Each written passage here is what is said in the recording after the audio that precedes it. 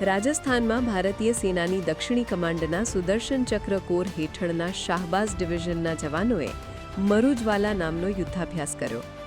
આ યુદ્ધાભ્યાસ ભૂમિ, વાયુ અને નૌસેના એ ત્રણેય સેનાઓના સંયુક્ત યુદ્ધાભ્યાસ ત્રિશુલનો ભાગ છે, જેનો મુખ્ય હેતુ ભૂમિ, વાયુ, સમુદ્ર અને ડિજિટલ ક્ષેત્રોમાં પરસ્પર તાલમેલ અને સમન્વયને મજબૂત કરવાનો હતો.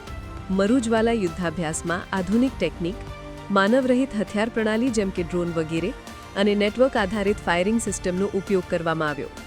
આના થકી યુદ્ધના સમયે ઝડપી પ્રતિક્રિયા અને જે તે પરિસ્થિતિ અંગેની સમજણ વધારવા પર ભાર મુકાયો.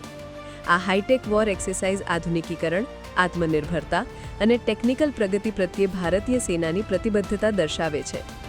મરુજવાલા યુદ્ધાભ્યાસે સાબિત કર્યું કે ભારતના સશસ્ત્ર દળો સંયુક્ત પ્રયાસોથી ગમે તેવા પડકારોનો સામનો કરવા સંપૂર્ણપણે તૈયાર છે.